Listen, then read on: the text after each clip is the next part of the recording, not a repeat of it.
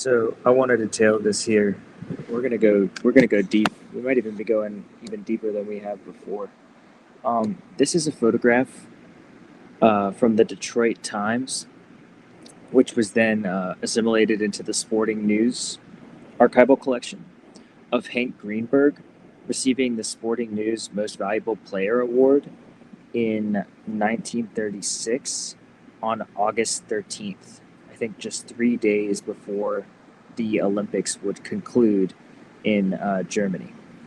So that's the Olympics of Jesse Owens fame, right? And so what I really want to talk about here is a really, really crucial aspect. And we touched on this in the previous essay on Hank Greenberg. It's the idea of culture as the aperture through which consciousness shifts. And we went into this with Satchel Paige as well.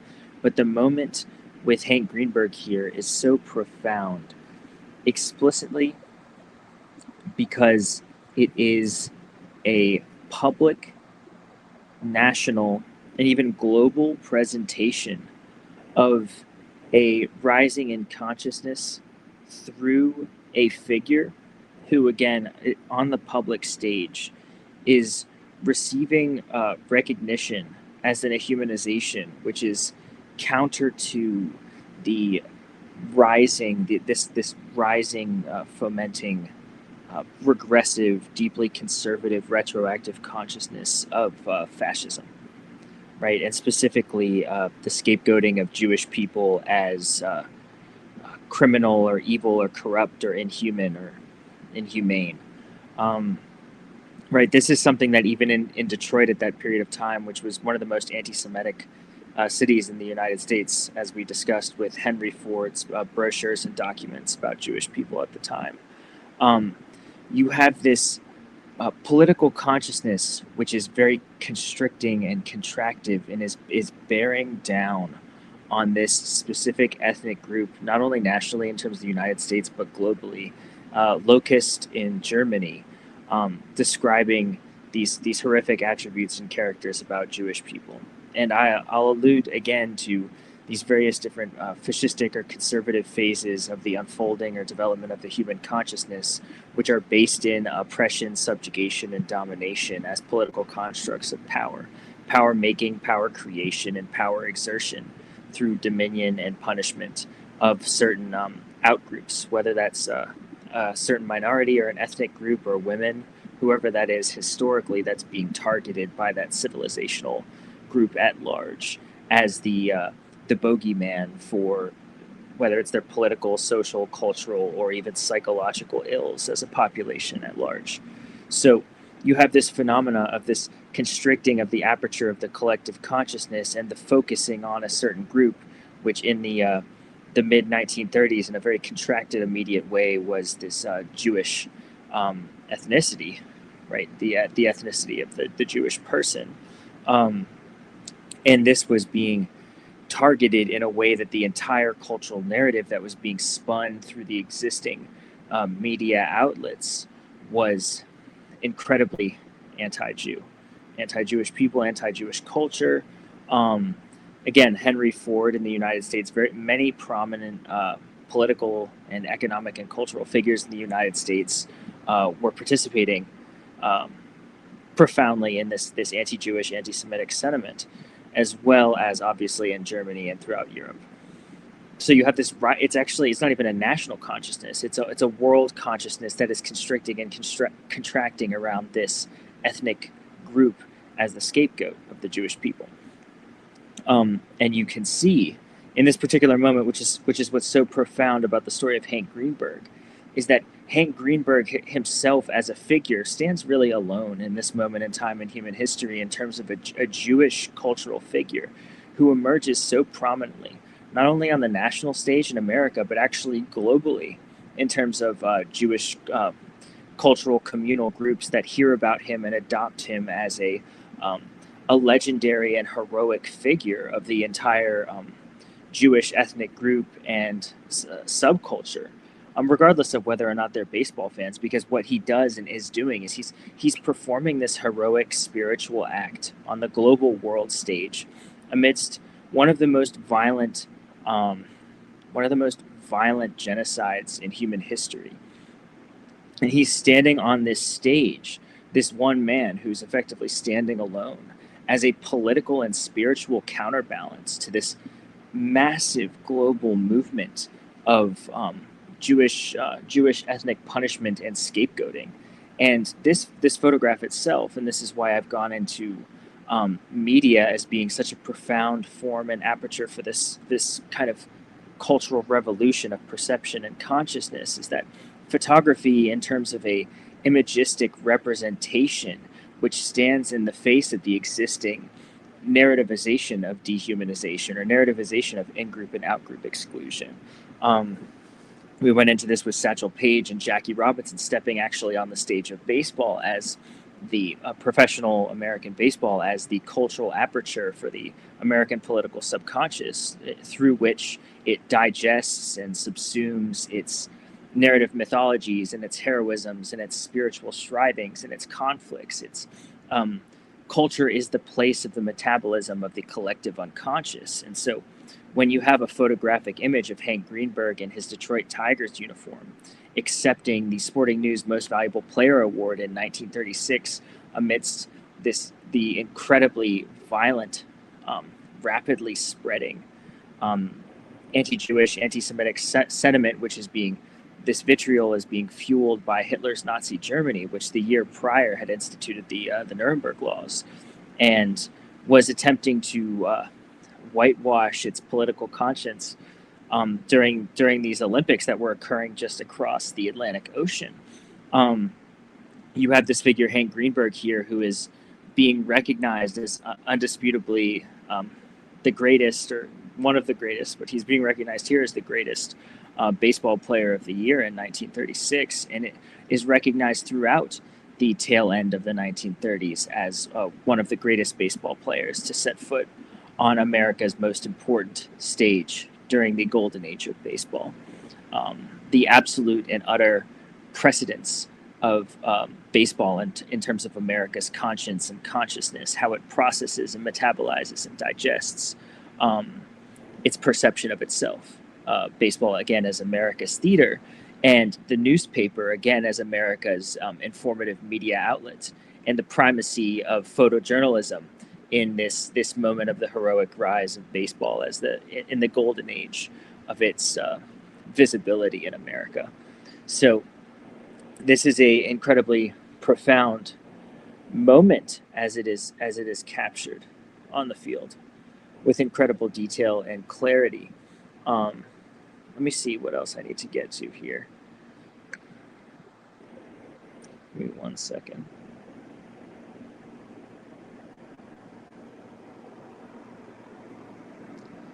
So when you have a moment like this photograph is taken, it becomes a institutionalized public image. Again, this was used in the Detroit News to announce Hank Greenberg's incredible achievement, projected not only locally but nationally. And again, this was adopted into the Sporting News archival collection proper, presumably because the award he was receiving here was from the Sporting News, probably the most important cultural document for athletics in America at the time. You have this moment, which is being archived in the collective consciousness as a visible public media image of Hank Greenberg, this Jewish man who is standing in the face of this incredible scrutiny and pressure and scapegoating of an entire ethnic group globally in a very contracted, acute phase of the rise of global fascism and the rise of the global scapegoating and oppression of the Jewish people on a international stage.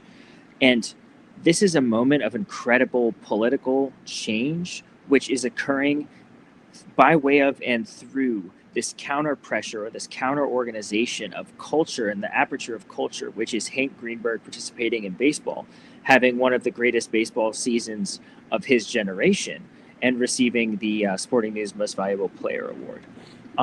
We're talking about culture as a sort of battleground of perception and a battleground of consciousness, where you have two forces which are essentially jockeying for position.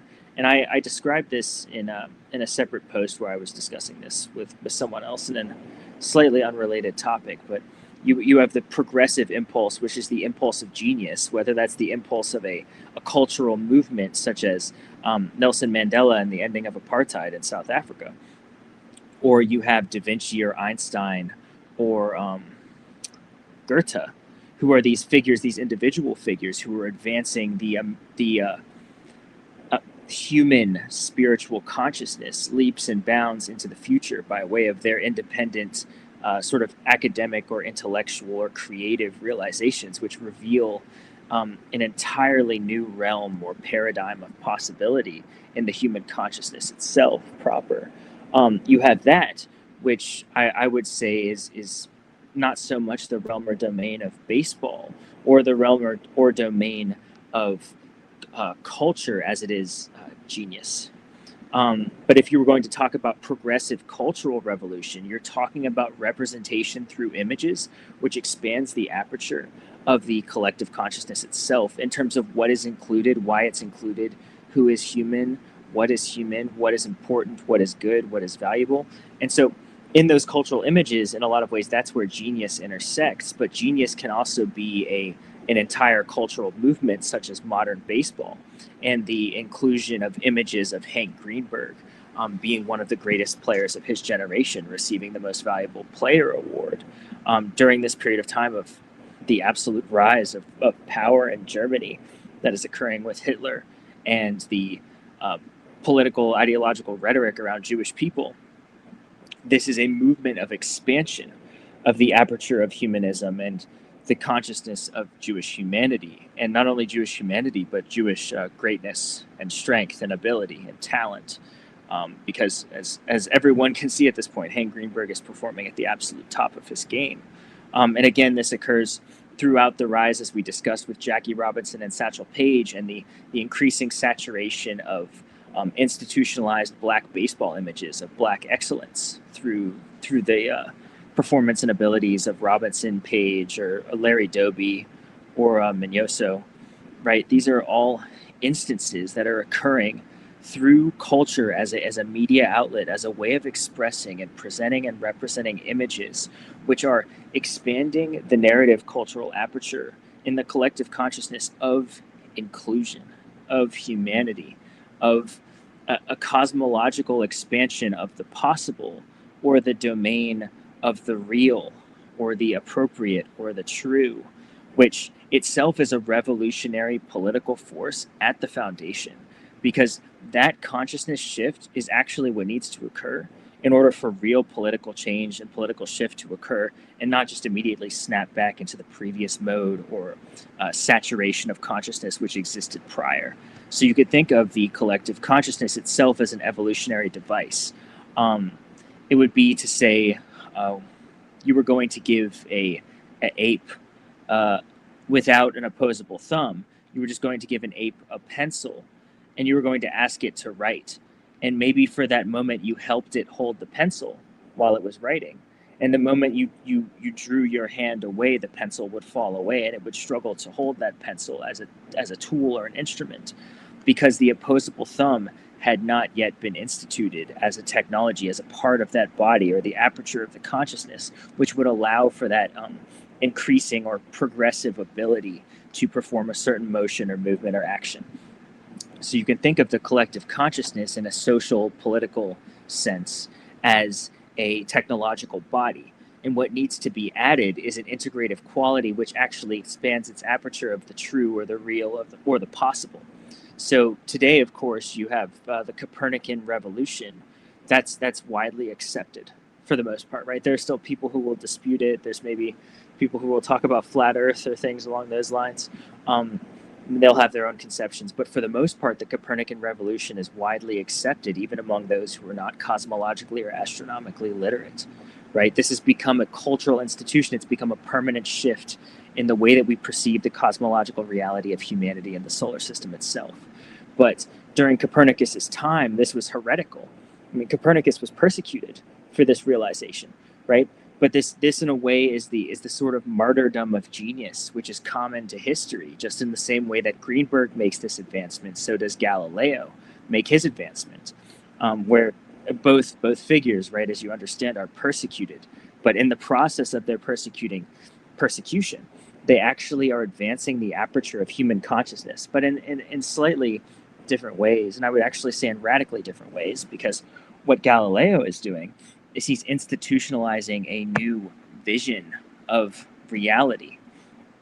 But Hank Greenberg, I would say, on another level and in another realm, is he's embodying an expansion in the consciousness at a national and even a global level of what is human, who is human, what is meaningful, who is meaningful. Right? This is a very, very, very humanistic mode, which is beyond just maybe the abstract cosmology of the universe. At the end of the day, for most people existentially, it doesn't particularly matter whether or not the sun revolves around the earth or the earth revolves around the sun in a Copernican sense, but it matters deeply on an everyday political, social, and cultural level. Who is included and who is excluded in a national and global sense in terms of humanity itself.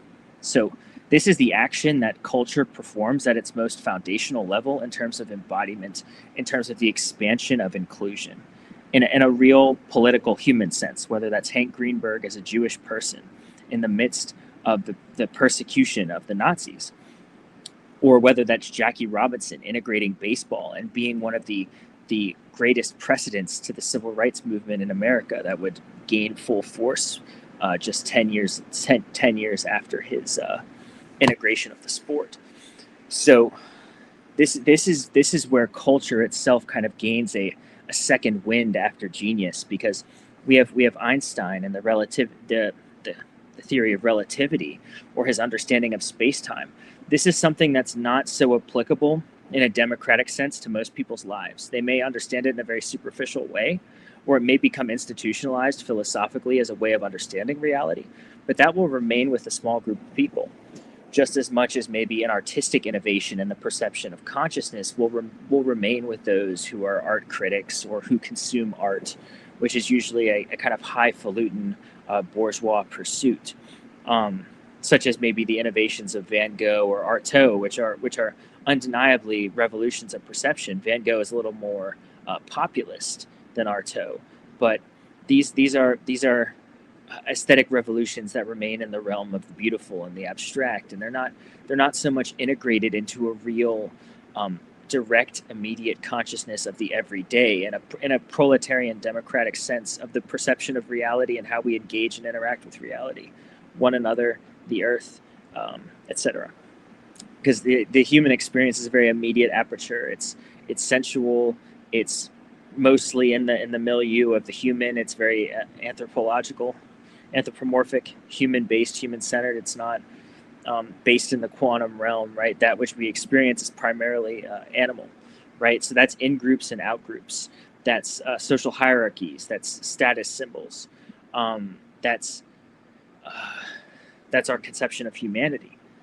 So when we're talking about borders, or we're talking about international conflict, or we're talking about racism, we're talking about segregation, or we're talking about slavery or exclusion or caste systems, or economics, we're talking about the everyday things that determine human life and human possibility.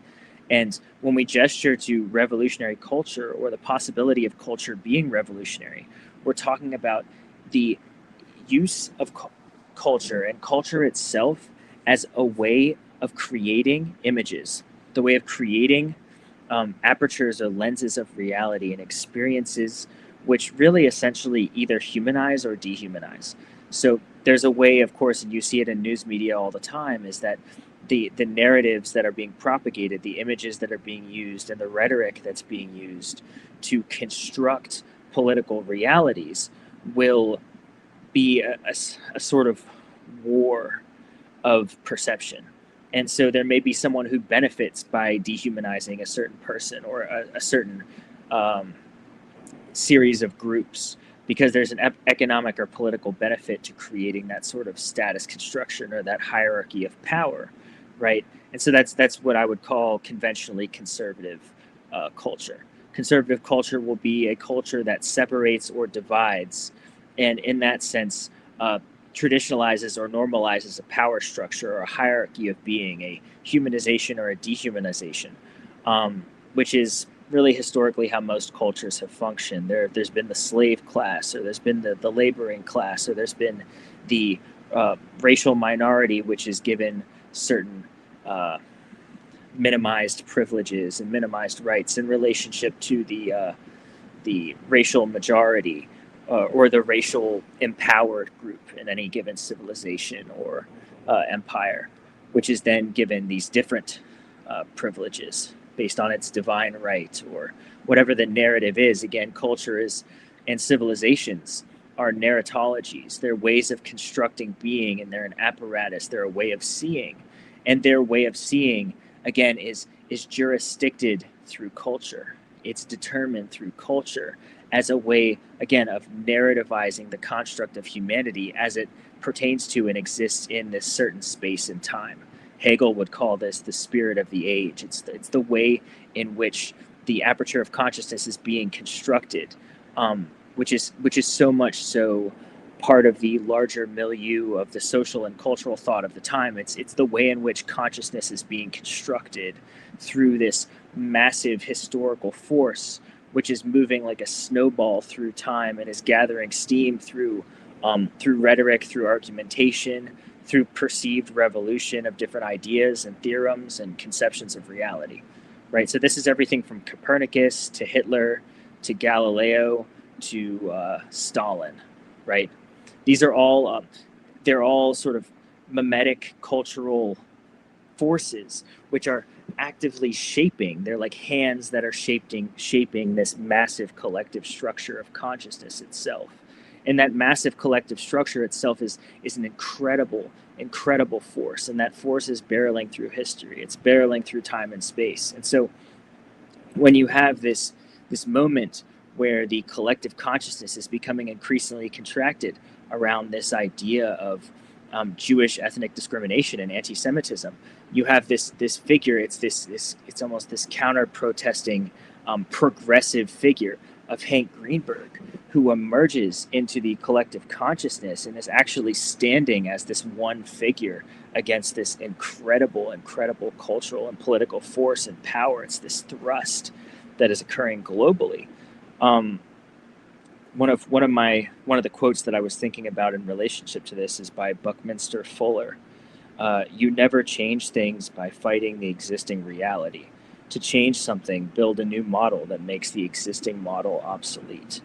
So this is exactly what culture is in relation to consciousness. If you think about consciousness as a sculpture that's being informed through time, even if you just wanted to relegate it to the realm of the human itself, let's say the hardware is a slowly shifting aperture of the development of the synapses, the nervous system, the organs, the veins, and the way that blood pumps through the body, the development of the heart as sophisticated technological, biological, and chemical constructs which are moving up through the genetic chain of the human being through space and through time, through reproduction. And that itself is kind of the foundational, it's like the basic building blocks. It's like the skeleton of that sculpture. But that sculpture is being informed in a more fleshly sense, in a more amorphous sense, by culture, by history, by epigenetic happenings and unfoldings and events, which are continually shifting the way in which that hardware, which again is the sense body, which Kant again would call judgment, through which that sense body is judging and shaping and shifting the aperture or the lens of its perception itself. So culture is working in and with and among the human body, right? Taste, touch, scent, sight, the different ways in which we engage with the world itself through the aperture of the sense body, right? The being or the organism, which is slowly, glacially changing over time. That in itself is an evolution of consciousness, which is more profound because it will actually change the species itself. The species may actually become an entirely new species through that process. But in the shorter time scale, away from that deep time evolution of the organism itself, at a shorter time scale, you have this arbitration of consciousness through culture as the aperture through which different political movements happen, right? So even if you just wanted to think about the 20th century, the human being has remained almost exactly the same in terms of the hardware through which it is perceiving, but through movements such as existentialism, through movements such as World War II, through movements such as through movements such as industrialization, or the smartphone, or artificial intelligence, or the radical conservative movements of the early 2020s around the world, through the pandemic that occurred in 2020. There's these different moments historically that are changing the aperture and the lens of perception in terms of how the human being as a form of consciousness relates to the world and relates to the self, right? So that's everything from Camus to James Baldwin to Donald Trump, right? These are all different ways in which that cultural aperture is being directed and redirected, shifted and shaped by perception. But what is so powerful about culture, especially in terms of the production and consumption and creation of images, is that it is a way of expanding the realm or the framework of the known possible or the perceived possible.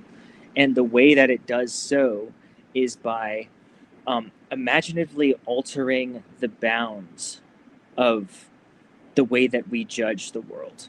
So there may be a certain point at which my conception of the world ends. That Pascal would say, Blaise Pascal, the philosopher, would say, God is the cultural limit. It's just after the point of the farthest that we can conceive of reality or truth, there's God, right? It's the lapse in consciousness between this is as far as I can go and perceive and know and see and be, and beyond that is the unknown. Beyond that is the just beyond me, right? And so with consciousness, right, as we discussed in the previous essay with Satchel Paige, in this process of the spiritual hypertrophy of consciousness, consciousness is always evolving towards God in terms of being more incorporative and more integrative.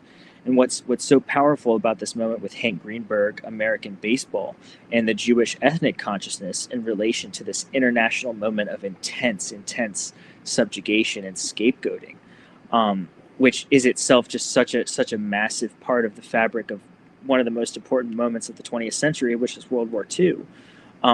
Hank Greenberg rises through the aperture of the American political consciousness on the field of baseball, the theater of baseball, through which America projects its own image of itself and receives this Most Valuable Player award. Again, right in the middle of Hitler's Olympics, and just a year after the Nuremberg laws. Give me one moment here.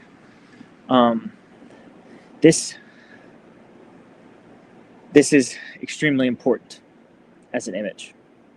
For this image to be published in the Detroit Times, and for this image to be published nationally, because it says something radically different than the mass international, mass collective human consciousness occurrence that's occurring at this moment in time, especially through World War II, as even more globalized than World War I, right? The most globalized war in human history.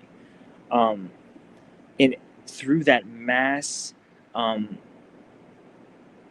moment and movement of information that is all around the subjugation and oppression of the Jewish subject as a scapegoat, and as a perceived ethnic anomaly in the history of humanity, Hank Greenberg is being published nationally and even internationally, receiving the Most Valuable Player award in America's most important cultural theater.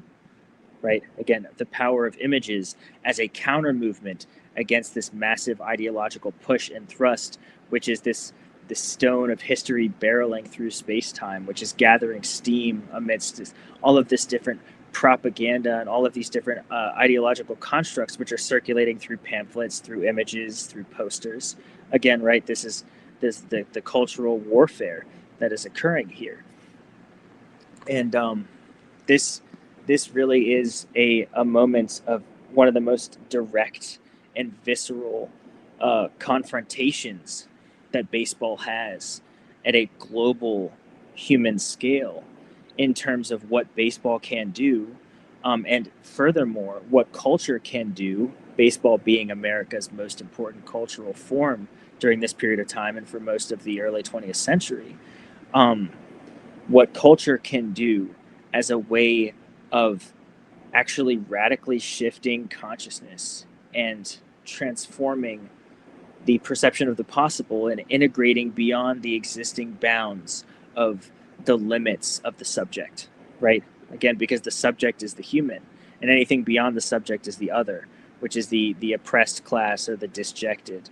Um, and obviously, one of the most important moments of Hank Greenberg's life at the end of his career is the conversations that he has with Jackie Robinson as Jackie Robinson begins to integrate baseball as Hank Greenberg is leaving it, right? So the connection there is incredibly visceral because Greenberg and Robinson, both of them, are part of, if not the two most important figures in terms of the integration of baseball, or the integrative quality of baseball as a way culturally, through images, through theater, through presence and embodiment, as a way culturally to expand consciousness. So Greenberg and Robinson, perhaps more so than any other figure in baseball history, themselves are in many ways Newton and Einstein in terms of the impact at a level of cultural genius, what is necessary in these moments, again, of profound contraction and the bigotry that both Greenberg and Robinson experienced. During these moments in time, Greenberg is so much more site specific, space time specific in the moment of this heightened moment of Jewish discrimination worldwide. And Greenberg is, through this incredible and powerful synchronicity, rising to the absolute heights of American baseball at this exact moment, and he continues to rise through it. Again, he says it got to a point where every home run I hit, it felt like I was hitting it against Hitler, right? So he's known to this day as one of the most important heroes in Jewish American communities, and Jewish communities at large, because he was really one of the only, if not the only, figures who was standing up on a global and national stage and showing this Jewish humanness, showing this Jewish skill and ability, as it pertained to a cultural artifact in human history, which itself became a lens and an aperture, again, a vision and an image of what's possible in an integrative capacity at the level of consciousness itself. And this, again, is expanding, not just at a personal level, it's expanding at a collective, at a human species level. The awareness of humanity, of integration, of the network of existence itself, which for most people, again, is mostly relegated to the anthropological, which again is why Greenberg and Robinson are different and perhaps even more important than Galileo and Einstein. It's easy to say we have these great intellectual figures who changed the cosmological conception of human reality forever, but most people don't engage with that sphere. Most people are living on the flat realm of everyday daily existence: food, water, shelter, work, community, and cultural digestion of proletarian democratic artifacts such as baseball, or whether that's football or soccer or whatever the sports are, or whatever the collective things are. Maybe it's folk music or dance. But when you look at baseball through this aperture, and especially in American history, you're looking at really one of the most radical cultural movements of modernity, especially in a moment like this with Hank Greenberg, and then again with Robinson. And a large part of that has to do with institutionalization and media. This has gotten to the point where Greenberg can't be ignored. He's being published nationally as this Jewish American star, this Jewish American hero, receiving the most important award in baseball. Over players like Ruth or Gehrig for the year that he had in 1936. So you have this moment of actually radical revolutionary political consciousness in America, which is pushing back actually against the dominant cultural instinct in America and in the world at the time, in large part, which was that Jewish people were suspect, or that they had a quality about them that was criminal or evil or improper. And here's Greenberg graciously accepting the award for most valuable player. Um, so this is all to say that culture itself, and especially proletarian democratic culture such as baseball, can be profound, and if not can be, are profound revolutionary apertures for the expansion of consciousness. And again, it's just these moments of incredible historical synchronicity, such as Greenberg, and Robinson less so. I think it's more of a timeless moment. It's this movement of integration of baseball, um, and the political underground of black baseball, which is in this. It's in this moment of collision. It's on this collision course, and after World War II, the commissioner makes this statement about black soldiers fighting alongside white soldiers. I don't see why they shouldn't be able to play baseball together, and this collision course finally coincides. But with Greenberg, I think it's much more different because there's this massive global uprising in fascism, which is something that historical thinkers like Carl Jung um, had a kind of prescient idea was emerging, in large part due to industrialization and the loss of the kind of folk or agrarian consciousness that Nietzsche discusses towards the end of the 1800s with the death of God. Um, he Carl Jung anticipates this rise in this radical political regressive backlash due to the loss of the cultural foundations of Germany at that period of time, and that the wish to return to what was lost, because what was lost in this new modern political moment of globalization and industrialization is becoming increasingly less of a possibility at all. The fabric of what determined the identity and the consciousness of the collective is fading away. And again, these are the moments of cultural vacuum, cultural loss of identity, when there is this fragmentation and chaos that occurs, and this chaos in terms of fear and the death of self can very easily grip an entire population without a narrative balance to hang on to. And these are the moments where this cultural war of consciousness is at its most extreme, because there's this intense desire to go back to what was previously known, because now the collective breach is it's that moment of stepping into the unknown, where the previous paradigm no longer works or functions, and the future paradigm is no longer is not yet there. It's Antonio Gramsci, the Italian economist, philosopher, and revolutionary, said, the old age is gone and the new age is not yet here. Now is the time of monsters. It's a rough quote, but it's the monster being the political unconsciousness rearing its head, and of course that's exactly what you see in Nazi Germany, in terms of this intense and immense scapegoating that is occurring, and this is a political consciousness that grips the world into the breach of World War II, and this is a powerful moment of heroism, cosmic heroism even, with Greenberg, because he's stepping existentially as one man into this breach as the Jewish American political and cultural hero, through baseball, again, through culture, through the lens of culture, which is incredibly profound and important, because he's not on the field of war. He's on the field of baseball. He's on the field of athletic, aesthetic achievement and sporting achievement, as a signal and symbol of Jewish excellence, just as Robinson does the same a decade later. But he's doing this as an individual man, existentially standing in the breach of this extreme political fomentation, not just on the American stage, but on the international stage, as really the only prominent Jewish cultural figure who is performing these feats of profound excellence.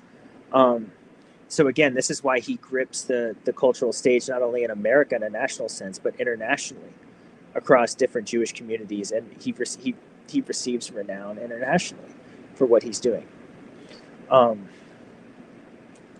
So it's just moments like that if you look at it through that anthropological lens, you look at the greatest geniuses of human history, maybe Einstein and Da Vinci. I could just say those two off the top of my head.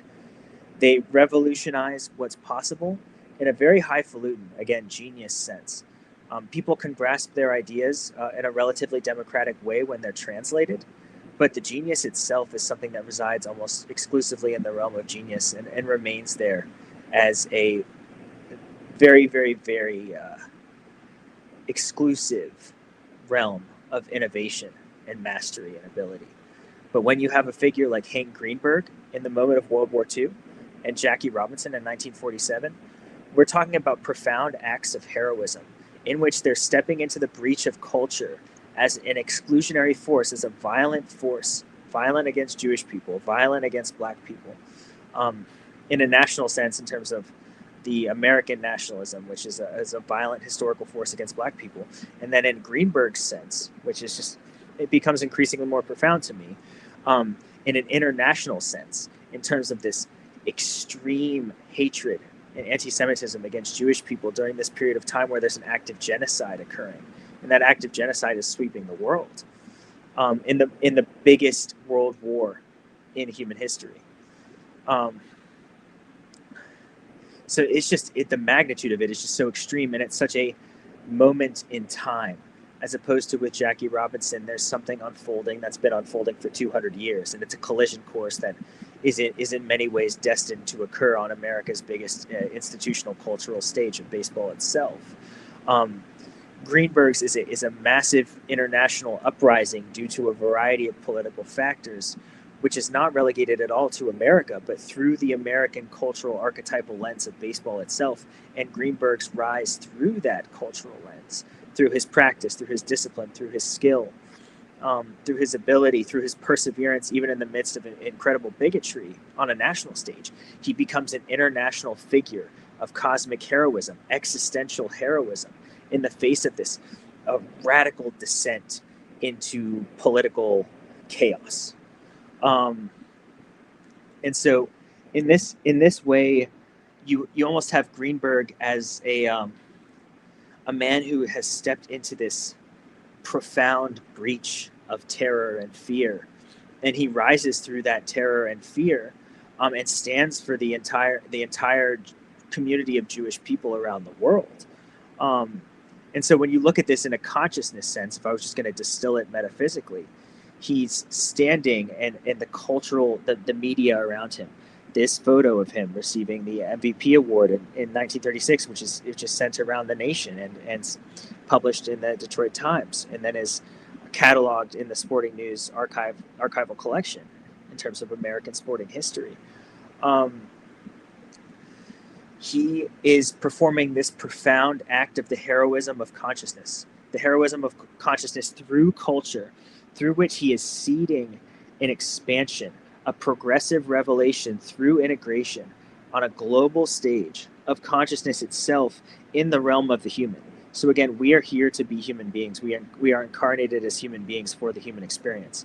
The highest possible outcome of our human reality in the sense of the highest self, or the highest spiritual totality in which human beings can participate in the unfolding of the universe, is to integrally expand consciousness through the human, through being human, expand our lens and aperture for what is possible, what is real, what is human, what is included in the grand cosmology of all of life. And that's again what heroism is in a purely consciousness sense, is that we are incarnated as human beings to expand the possibility of knowing, of being, of including, of creating. And this is on the most ground level in terms of the democratic proletarian sport of baseball, the most inclusive ritual, cultural, national artifact of American history, the most embodied one, the most personal, the most direct. This is not acting, it's not Hollywood. These are the real lives and the real feats of athletic and sporting skill and ability that are America's cultural theater. And again, America's political conscience and consciousness.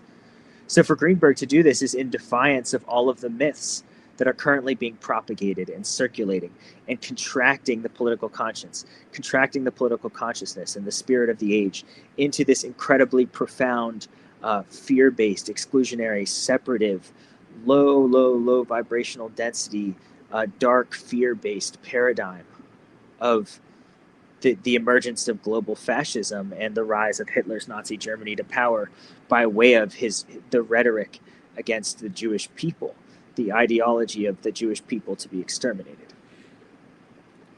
This is one of the darkest moments in modern human history, if not the darkest moment. And Greenberg stands as a man in this breach, in this void. And he not only performs this heroic task in a almost superhuman Sisyphean way. He gets better. He just keeps getting better. He's rising through this darkness, right?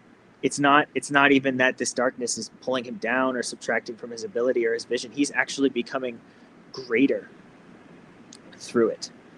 And as such, he's acting as this single man.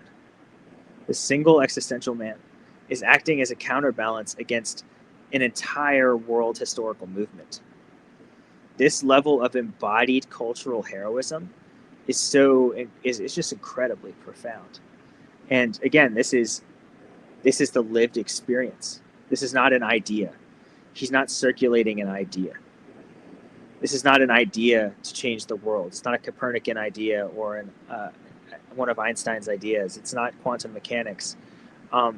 This is the embodied experience of a man on a baseball field performing. The athletic embodied performance, the gesture and the movement of the physical body to achieve greatness. This, again, is probably the most mythic realm and the most mythic field of embodied culture and physical culture, and embodied physical culture and the generated images through embodied physical culture as a radical counterbalance to exclusion, segregation, racism, bigotry, genocide, violence, because we're talking about the rising and raising of consciousness through cultural media, through cultural outcomes, and through the cultural theater to expand the consciousness of all of humanity.